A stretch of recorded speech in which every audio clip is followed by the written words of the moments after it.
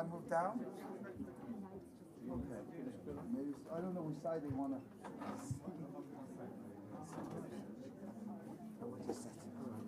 Sit down. And then he can choose to sit here or he can choose to sit there. I don't know how you like to do this.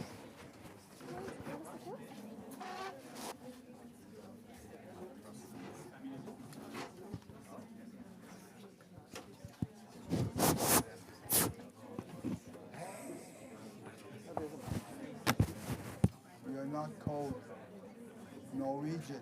He's Norwegian. They're built differently in Vikings. So a shirt. I didn't look at the family code. Those are my notes.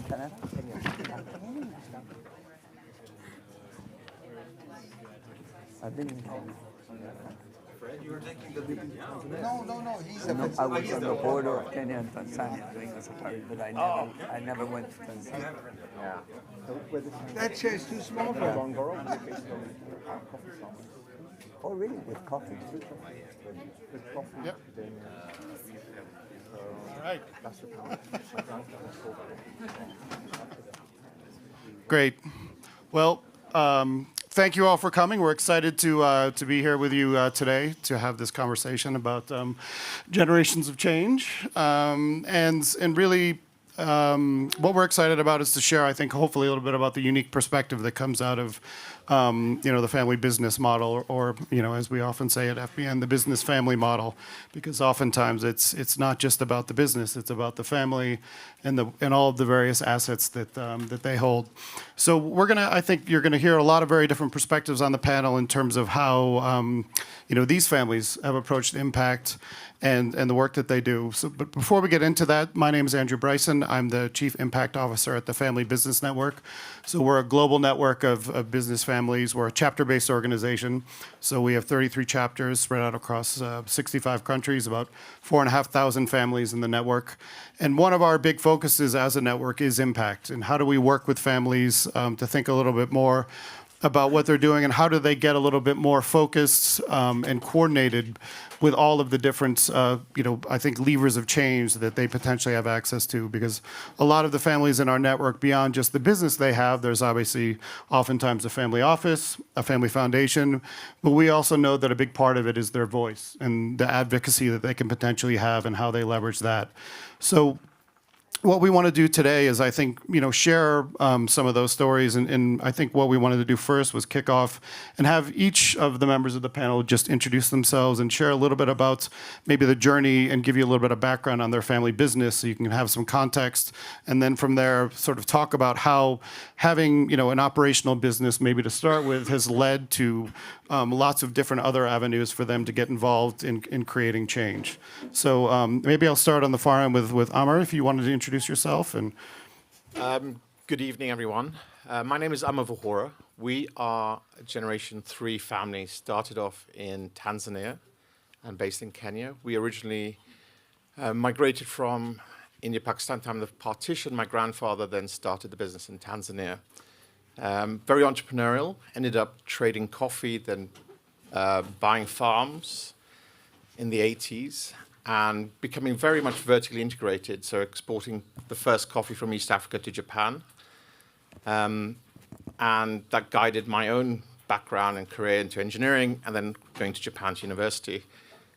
But the family business is still there. It's run by my brother and sister. We've had a generational transfer as my father passed away in October, which has been quite a traumatic experience. But one thing we realize is the generational transfer has been over 15 years. So on an operating side, there has been a vacuum, but we've all stepped up. My role was previously more living out of Europe in Switzerland, but I'm stepping more in an operating role in terms of the family business now, more as executive chairman, but also driving our investments, which have traditionally been a barbell approach, Berkshire Hathaway style, patient, long-only capital, and then running an impact portfolio of investments directly into mental health, things like water, financial inclusion, fintech, and then what we call the future work and software, which is very far from where the family started. But having understood that we have to grow our wealth as well and also have diversification. That's why we've gone down this path. And it's something that began probably 25, 30 years ago with my father. So trying to continue the legacy, and my goal is to hand the assets to the generation after my kids, for example. Great. Jorge? Yes. Good evening. Thank you, Andrew. My name is Jorge Bermúdez. I come from Colombia. And we started with my cousin a business 35 years ago from scratch. Today, it's a company that moves in personal care and OTC products. And when you start from scratch and you see what you build because you had the privilege and opportunities in life, you realize, especially in a country like Colombia, with such social differences, that you were able to do it because of that. When you get the right education, when you have the good emotional background, you see the difference. So 35 years later, we decided that we were moving out of the company in the day-to-day of the company, and that we were gonna invest a lot more of our time and resources to give opportunities. And so both partners were both now dedicating much of our time seeing how we build opportunities. Great, thanks. We'll dig into those opportunities in a little bit later. Fred? You forgot to do the pitch for family business. It's 70% the economy. Well, I knew you would do it, so I was. We are 70% the economy, but we need a new awareness to that responsibility for the challenges of the world and for our own well-being, right? Family business is always challenged with succession, challenged with legacy, and of course sustainability, all that comes with it. And so we have long-term thinking, but even family business been somewhat corrupted by the environment and become shorter term. We are an endangered species that we needed to save ourselves and awaken and not to be going down the wrong track. So family business understands that purpose, understands our responsibility. So I've been tasked to drive the impact community building. And for myself, I'm a fourth generation family steward, still hanging on since the 19th century. And we were in shipping and logistics, then eventually in supply chain. Today we are not only in industrial supply chain, but also well-being supply chain, reflecting the gradual change of era that's happening today. For me, I've decided after researching a lot in family business, I've been involved in network for a long time, to understand that they always work with the three model. How can I actually make this sustainable? And I thought, if I can take out the shareholders, there is a lot of advantage, because what we really want is prosperity and sustainability, and that can come if we can take our own personal growth of challenge and to do a collective growth of challenge for the family. And we have to agree, and it's not difficult today, what that collective challenge, which is the challenge of humanity that we face. So we're lucky that in time. So today my family business is owned by a trust, and the mandate of the trust is to serve human well-being of life while we create wealth. And the family moved from shareholders to become guardian of that trust. Meantime, the family works together towards the same direction, and everybody has a journey, the challenge, and the family supports a challenge on the collective journey to make impact. And that has been working well for my family with this model. So I approach this impact with a systemic engineering, because I'm an engineer. So engineer will have theory of change, how to understand the system, how big the system, and how do you do systemic intervention, and how to become strategic in transforming your own organization. So the traditional model was family business, family office, family philanthropy. Okay, the family office, the family philanthropy can go on, but the business, now I put in 3 more philanthropic input into it. It's an Octave Institute, which we formed for individual and personal transformation. In summary, organizational development. But organization can be humanity, so it's the same principle. And they develop a training program. Shifting consciousness is our main focus, and we do study on shifting consciousness, intervention, and performance results. Still going on development, and we're hopeful about AI development. I am talking too long, right? Okay. All right. I'm in the role of promoting that, so it's automatic. But anyway, let's get the show going. Thank you, Fred. So I'm actually excited, particularly on to be joined with 2 generations of a family business. I'm all right here because you've heard a little bit about sort of the intergenerational piece and the succession piece. And what's great is both Farhad and Ria are actually actively involved in their family business at the moment. So I thought maybe we'd kick off with Farhad sharing a little bit about the story of sort of how the business has sort of gotten to where it is, but then sort of where Ria has sort of been also influencing it and sort of taking it to in different directions.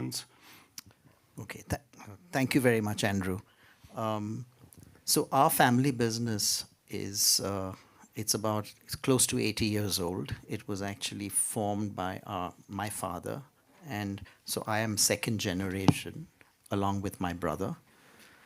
We're still engaged in the business. We are both co-chairs of the business, and now we have the 3rd generation, so Ria, and our son is also in the business as the 3rd generation. Our business was started to promote energy conservation. This was just soon after the Second World War, and just before India became independent. And at that time, the main industry in India was the textile industry. And in textiles at that time, you needed to process the textiles when you produced it, and you needed heating for various aspects of the textile production process. And the most efficient form of low temperature heat generation is actually from steam. And this is true even today, not just in the textile industry, but all process industries. So whether it's food and beverages, whether it's pharmaceuticals, chemicals, when you need heat in your process, low temperature heat, steam is still used extensively. And there's a reason for that, because steam has this, when you heat water, when you boil water, it reaches 100 degrees, and that's when it changes to steam. But it doesn't change immediately. You have to keep heating it till it changes state. And that's actually, if you recall high school physics, it's because of latent heat. And it's that latent heat which you use in heat transfer in industrial processes. And that is why steam is still used as the medium for heat transfer. Now, how do you get that? You burn a fuel in a boiler to heat water and convert it into steam. And initially, when our business started, it was all to do with how do you generate the steam efficiently and how do you distribute it efficiently in your industrial process.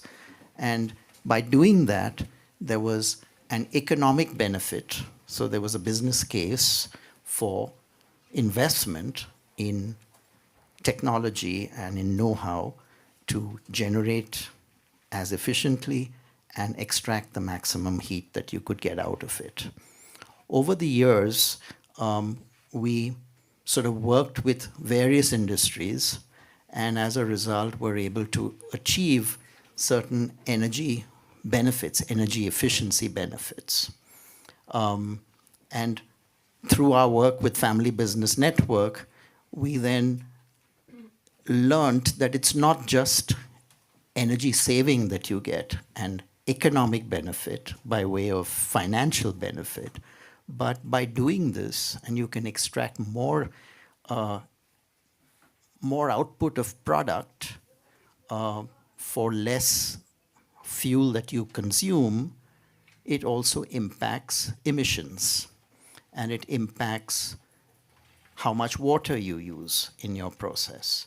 So there's actually a virtuous circle which you actually generate. And I can talk more later, but I'll stop with that and then come back to, like what are some of the benefits that actually endure in what the customer actually then sees, and actually how we collectively then can actually impact the environment at the same time. Yeah. Great. Well, Ria, maybe you could share a little bit about sort of your journey in terms of coming into the family business. So sort of was that just a natural process, or sort of how it started, and then how you sort of found your role, and sort of how that even sort of ties back to the work you're interested in around impact and those.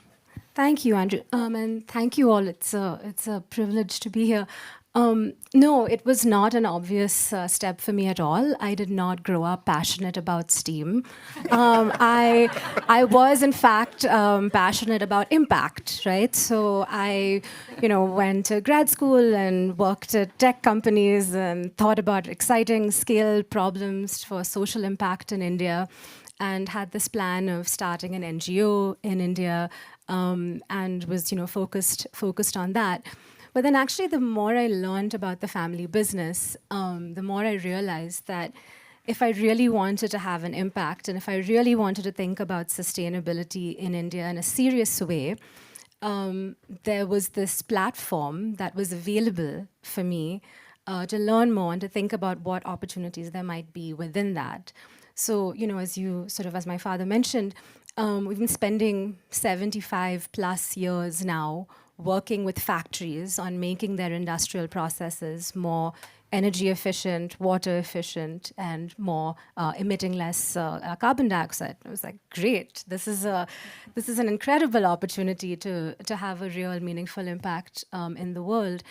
And so something we've been thinking about a bit has been, how do we use the different levers at our disposal to have meaningful impact? So within the business itself, how do we do more with our industrial customers? How can we make industrial processes even more efficient? How can we help customers solve some of those problems that they might have in terms of using energy more efficiently to make more things than they did before? Then on the philanthropy side, how can we use our philanthropic capital to be as impactful as possible, especially because we're an organization based in India. So to think about the communities that are around where our factories are based. And so thinking about how do we make our philanthropic capital go the longest way? And then on the investment side, so we've been thinking about how do we invest more in new technologies that are sort of aligned with our business to say, okay, if we want to do more in the space of sustainability, we now need to build expertise in thermal energy storage. We need to better understand heat pumps. We need to understand decarbonization within industrial processes. How do we build those muscles, and how do we talk to people around the world who are sort of doing cutting edge innovation on those things, and then really invest in that?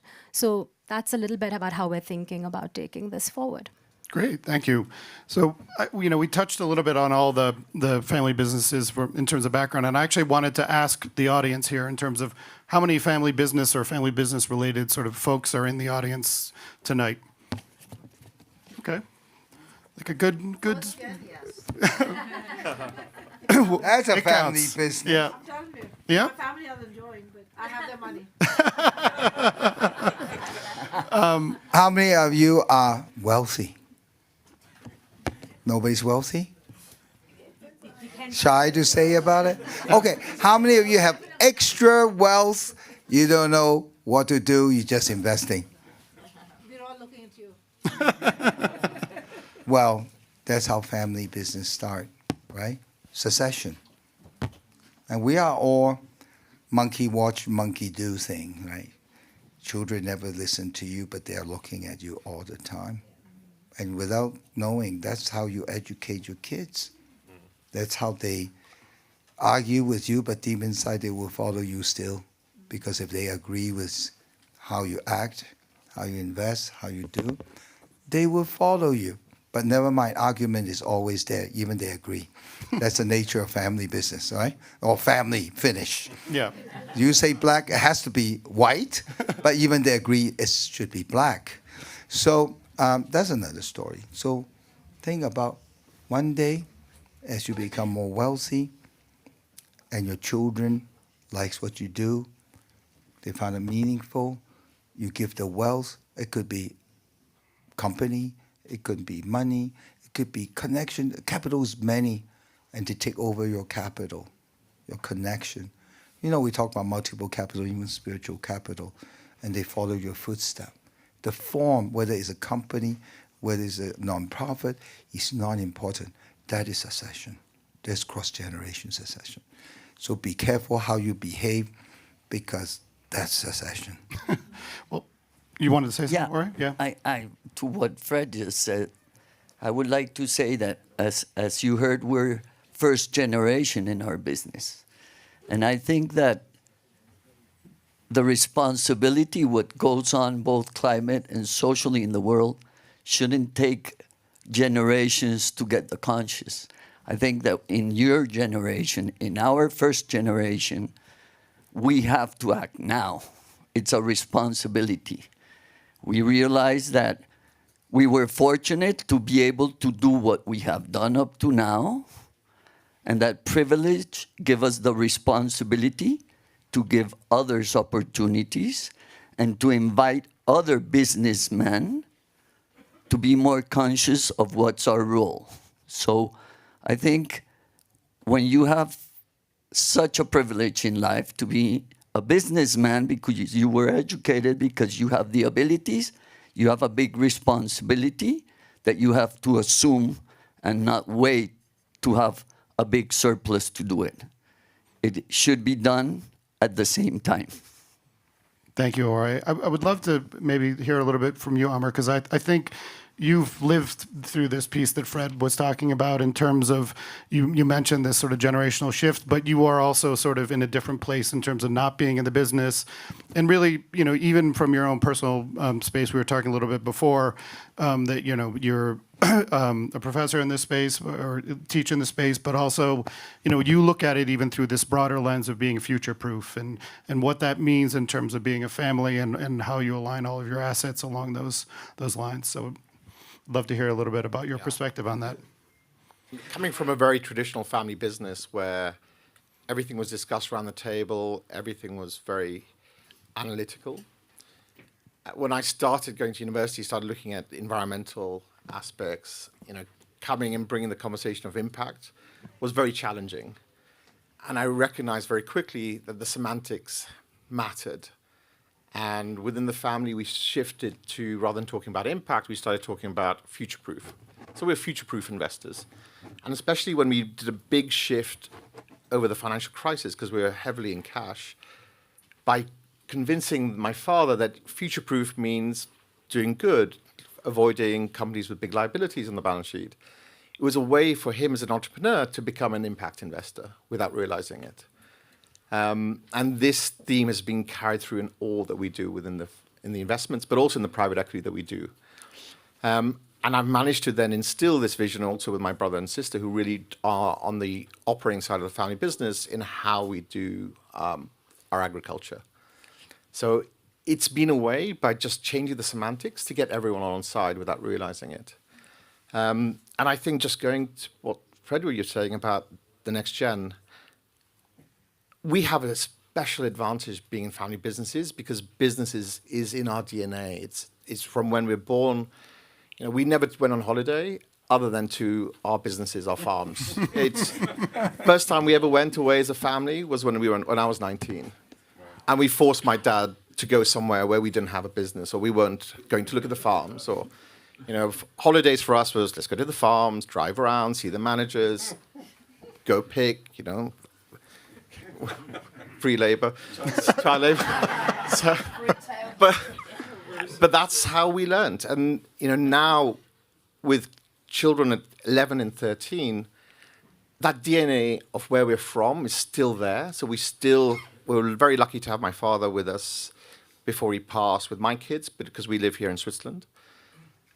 But having that generational transfer of why we're doing it has been really interesting in terms of that story, the narrative, that purpose.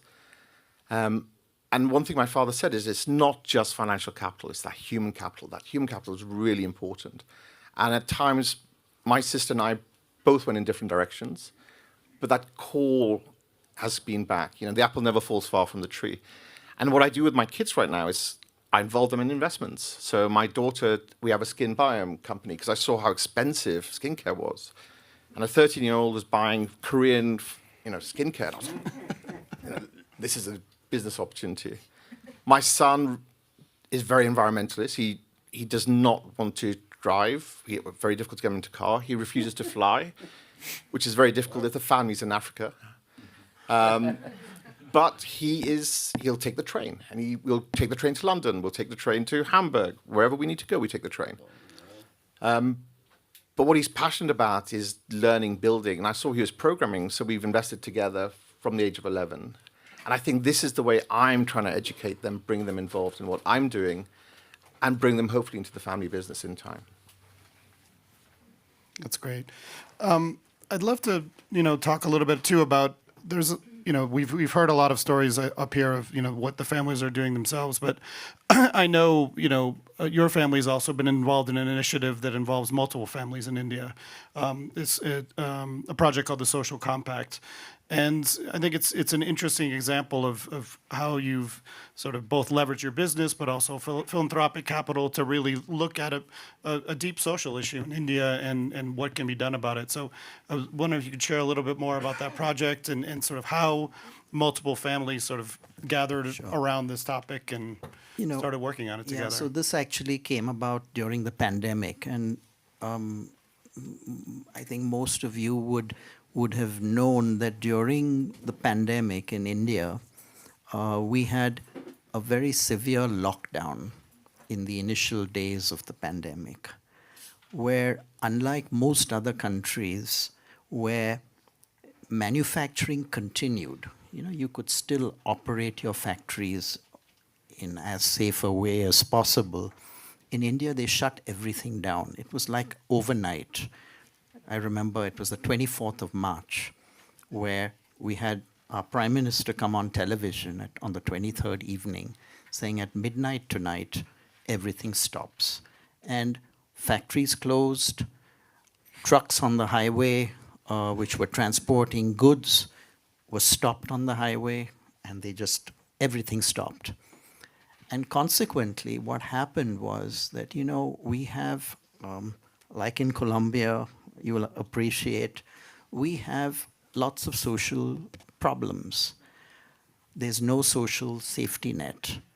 And you have a very large number of informal workers. So in our factories, our workforce is a privileged workforce, no matter what level in the organization. But you have smaller factories, smaller companies, not even the medium size, they're even the small scale. They employ daily workers, security staff, housekeeping staff, canteen staff, in larger companies as well, are often contracted out, and the contractors then have these people on they're not even on a payroll, they're paid for the day that they're working. And if they don't work, they're not paid. And if they're not paid, literally, they don't eat. So when you have an economy which is growing, as India was, and you're growing constantly for many, many years, everyone is employed. Even the daily workers are being employed every day and they're being paid. But when everything stopped, their income stopped. And as a result, you saw horrific images of people walking back, sometimes a few hundred kilometers, walking back to their villages because they could not stay in the city any longer, because they couldn't pay rent, they couldn't eat. And that's what actually then triggered some of us in companies to say, well, listen, we've got to think about the informal workforce. We've got to think, in India, population is huge, right? So we are talking about a couple of 100 million people. It's a very large number. And we said that we should think about what would be the safety net that we can start planning for. So we worked with an NGO. It was an organization which essentially got a few companies together, and then we've established a framework. And we said we should look at what's a living wage, not minimum wage. What's a living wage? What's the health benefits that people need as a minimum? Gender, because sadly, women laborers were paid much less than a male laborer doing the same thing. Fourth, entitlements, because there are many government schemes, even in a developing country like India, there are government schemes which are available, but people don't know about it, and they don't know how to take advantage of it. And then finally, safety. What are the minimum safety standards that you need? You need to make sure that people have safety shoes and that they're not working without safety equipment. And finally, how do you actually upskill them so that they can be, aspire to do something better? So these were the 6 kind of parameters that we said we should try and work on. And as a consequence, now we have a group of companies which are working on this together and trying to get more enrolled as well, so that hopefully we have some kind of basic minimum which is then available. Maybe you'd like to add some more on that. No, exactly. And I think for us, we didn't have that many informal workers in our own workforce just because of the way our business is set up. But we realized that there were many in, our vendors who were supplying to us. They had many informal workers. And so we said, okay, what can we do to work with our vendors so it's not just saying we are forcing you to do this, but how do we support our vendors in actually making these changes happen, and for them to see that for them to have a healthy, resilient workforce actually led to better business outcomes, never mind just the basic human dignity that we should be able to provide as well. And so I think that was a compelling thing, to be able to sort of have that conversation with our vendors too. And then also, because of a lot of the work that we've done in our communities, we were aware that it was also not just people didn't know about the schemes that existed. It's like people didn't have the basic documentation to access them. Like, you need a government ID. And to get a government ID is not always easy if you don't have a high level of literacy and you're not very good at navigating a complicated bureaucratic system, which many of us are not. And so much of what we could also provide was the ability for people to get the documentation that they needed to then be able to access schemes that were available to them, that they qualified for.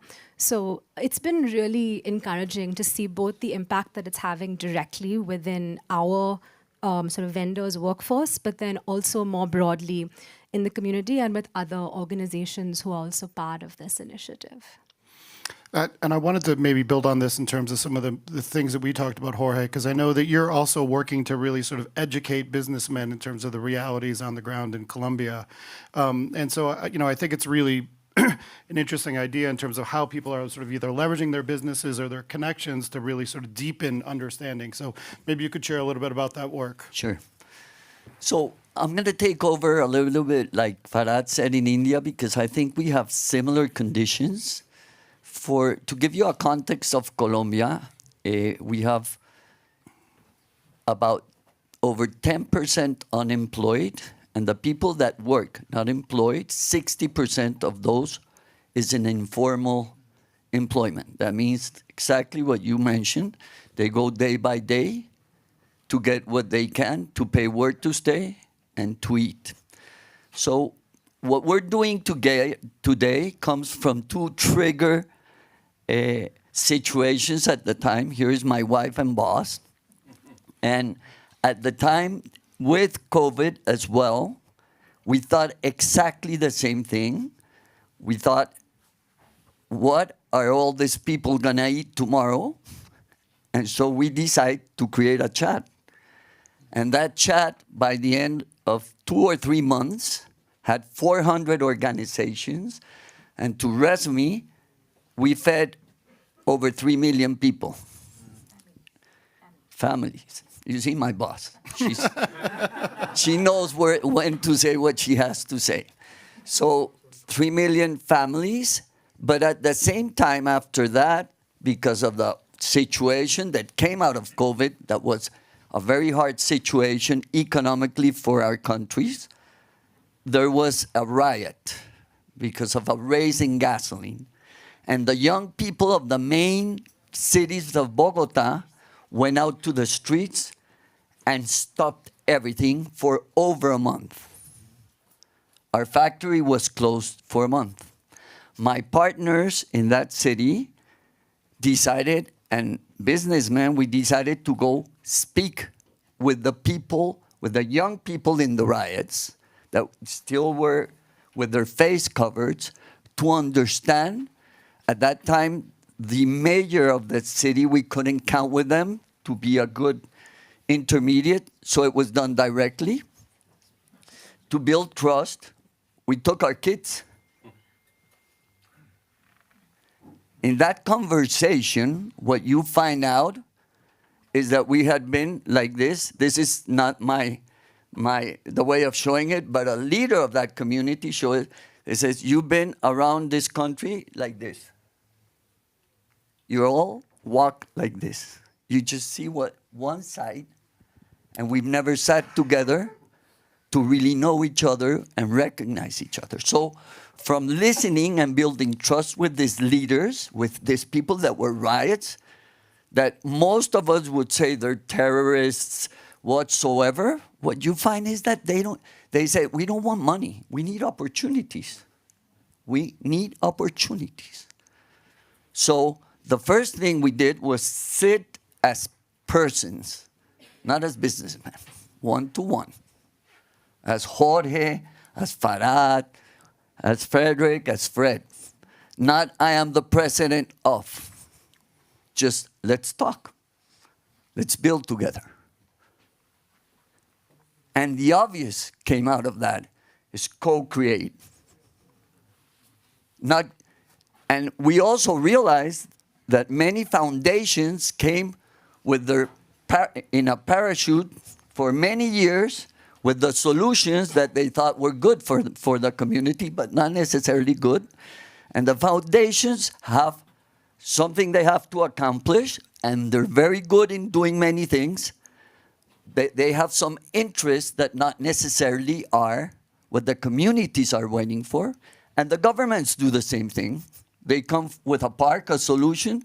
Most of the time, they never ask the people what they want, how they want. So from that exercise, started Compromiso Valle, and it just picked out the necessities of the community and built opportunities and solutions. In Compromiso Cali, we have already 670 companies involved. So one of the most important tasks has been to get the businessmen involved, because there's like a invisible, not invisible, almost physical little wall between our world and their world, and we never go there. And they don't know our world either. They don't know that we have struggled the way up as well. So from there, we saw also the necessity to take it to the capital city, and we started Compromiso Bogotá. Our approach is we sit down, we talk, we found out what they want.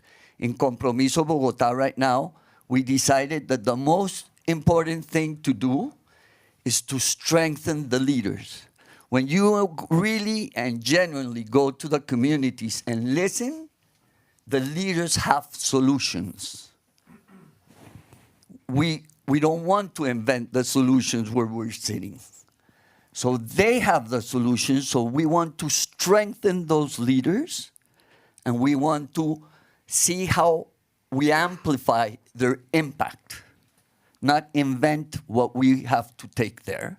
But it comes from a genuine conversation, and I'll tell you later on what are the 4 or 5 themes that came out of that and why we believe that it has to be a systemic change. It's not one thing, and it's not one foundation. It's how we put foundations, businessmen, and leaders to co-create the solutions together.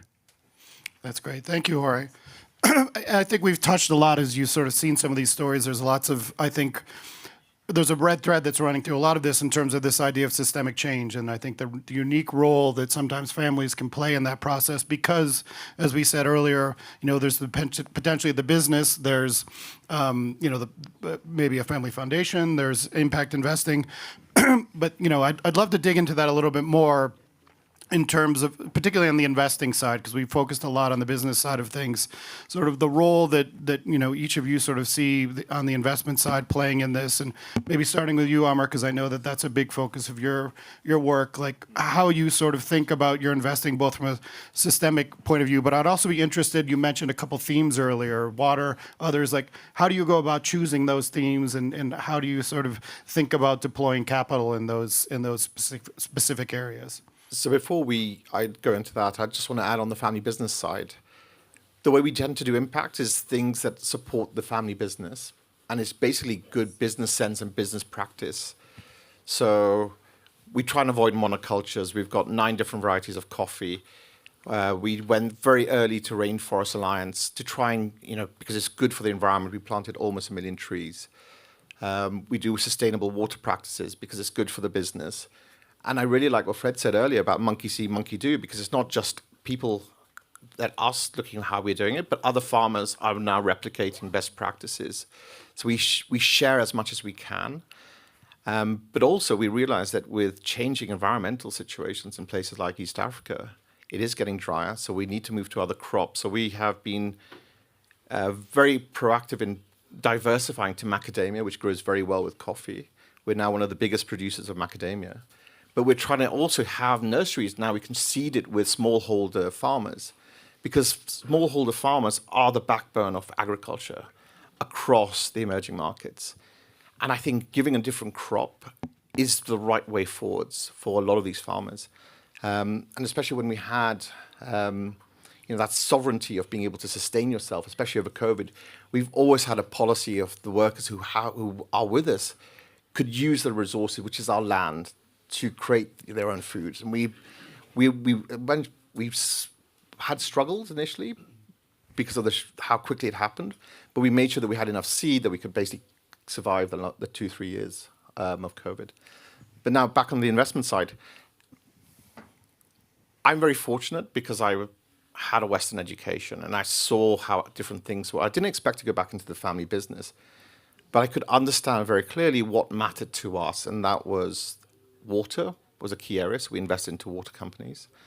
But being stewards of our capital, we could basically be catalysts for change in our investment and what we did. So I was ex-banker, so I understood financial services. So we looked at financial inclusion as an area, and especially the rise of digital assets. It's how we can use digital assets into emerging markets and build an ecosystem of interesting investments where we have this almost like a Japanese keiretsu structure, where we can have the CEOs working along, and there's a network of links, like a mycelium network, across some of the companies.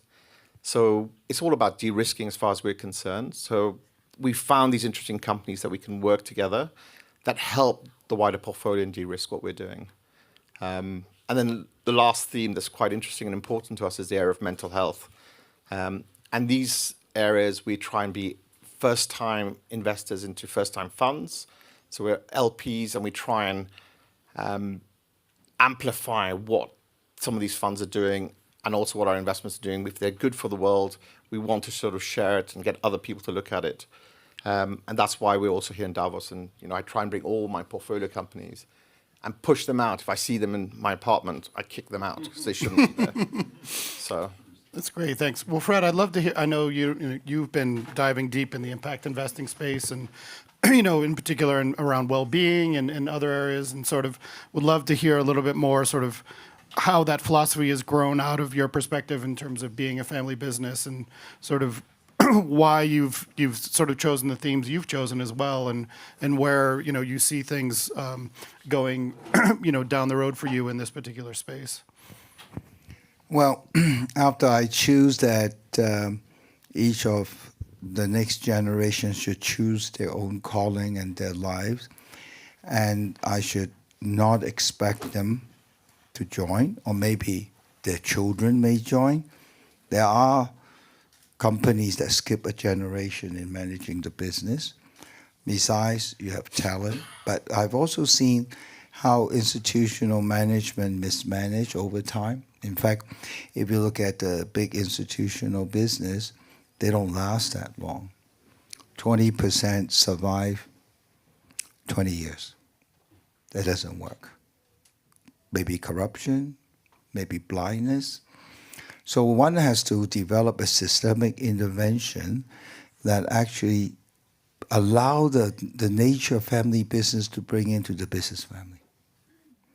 And that alignment of the inner thing is our calling. If this is our true thing and not we are developing to comply with the culture and the business, and you have a performance evaluation, of course you have to. Of course you have to reward those who contributed more, and we only have one value, and now soon the AI will be able to do that matrix much better. And we do research on that, and we also engage university to work with us on our own theory or more. The most important thing is really have to understand human nature, how human nature can be motivated, how organization or people and organizations should be designed and developed to sustain. Now, organization design is the weakest of most management, if you really study. And that's why you can see the result of today. Because in university and all those OD or consultant or the operating OD, they're not integrated. They are based on ideas. Some guy has an idea, wrote a book, and everybody becomes the latest fancy thing. There's no deep foundation in study human nature and how individual and collective consciousness work in the evolutionary process. So we do research on that. And to go deeply design an OD system, a culture. Now, culture is a good thing. If you wire that way, so we all are wired. It's a culture. Everything, habits, personality is a set of neural wiring. If you rewire that neural wiring into your theory of change and into the direction of natural development and alignment and evolution and so forth, and you become very comfortable. That becomes your personality. That becomes the culture. It's a very intense process. We're still in the thing, but we're having good results. And my aspiration is sustainability of organization on their own. What kind of organization design structure to create evolutionary organization that the motivation, the reward system does not provoke greed, because greed will blind us and become stupid. Thank you. Thanks, Fred. I know a lot of the a lot of the investing in terms of how you all think about it is really directly into the business and in terms of innovation and sort of building on this legacy and the original sort of business that Farhad was explaining earlier. So I was wondering if we could talk a little bit about sort of how you approach that and sort of how you're thinking about it, even in terms of innovation, because I know it's a big area in terms of where you want to go and in terms of staying ahead of the curve in the business. No, it's definitely. I think it's really exciting actually because we're lucky that the business naturally lends itself to having this sort of sustainability lens. We didn't need to rethink too much. That was already in the core DNA of the business. So it was almost like saying, like, to Fred's point about, okay, if we want this to be sort of an evolutionary organization in the future, what does it mean for us to continue to do this deeply and well and better for our customers? How do we continue to be able to add value and help them make their industrial processes more and more sustainable? And so we sort of started looking at across our customer range, what were common issues we were seeing. Our customers often see us as partners, not just as people who will sell them a certain set of products. And so what were the kinds of questions we were getting from them in terms of, I'm working towards these kinds of goals for 2030 in terms of our emissions reductions. Can you help us with that? Or I have someone coming to us and telling us that hydrogen is going to be the future. What do you think? We didn't feel like we had the wherewithal to answer those questions. And not all of those questions were ours to answer. But we did feel that we needed to figure out which parts of those we did want to play in. So for example, we said, okay, boilers are a very big part of our business, and that leads to sort of there's emissions happening. So can we think about decarbonization, not in a broad sense, but specifically within chimney stacks? So how can we think about carbon capture there? Are there interesting technologies going on? Another option is that there's a lot of our customers have wastewater that then needs to be treated. And we know that there are ways that wastewater can be treated more or less effectively. So can we invest in really interesting wastewater treatment where the byproduct is not as polluting for the environment and it actually has some benefit? We're now starting to explore sort of circularity. We're thinking about, can waste products either be sources of energy? Can it be used as other parts of supply chains? How can we think about this a bit more creatively with maybe even other industries as well? So that's the kind of direction that we've been sort of taking this in. And it's been, I think what's been interesting about this journey is that the more we explore it, the more opportunity we see to partner and collaborate and learn from other people and do a lot. So.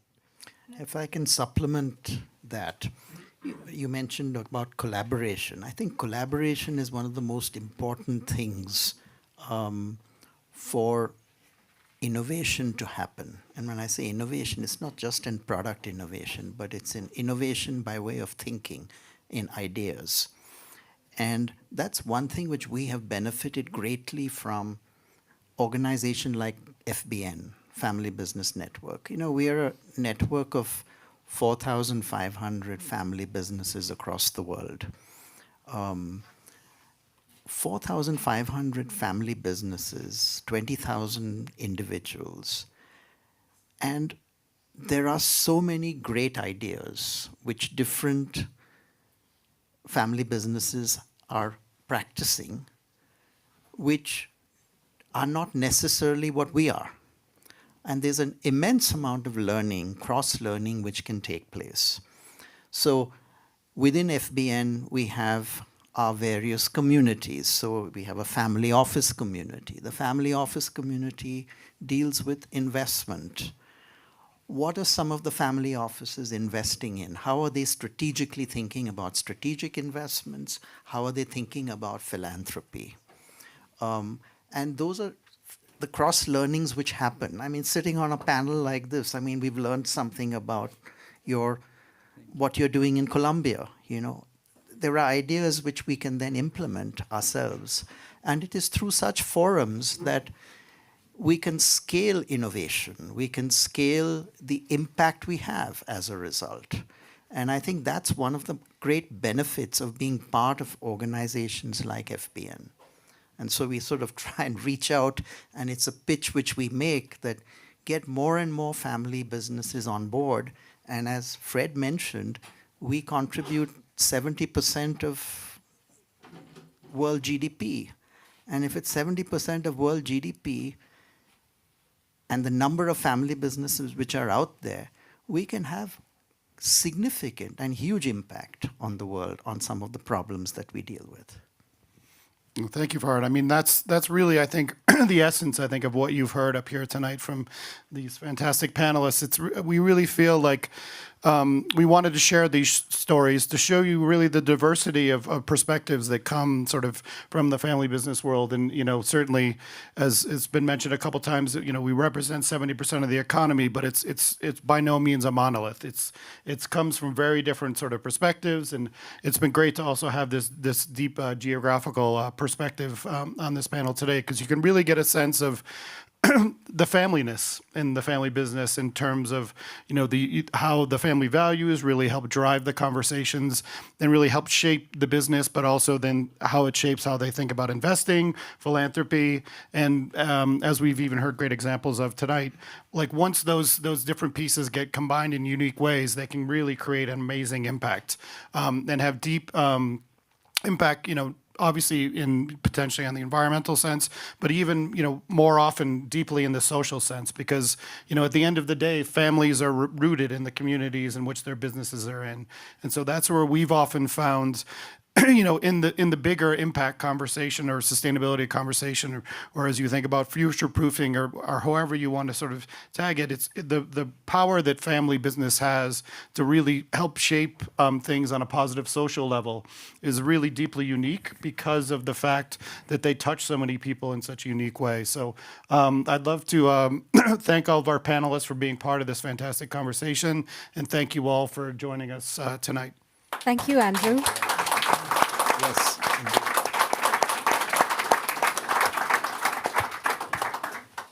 Thank you. Thank you, Fred. That was so good.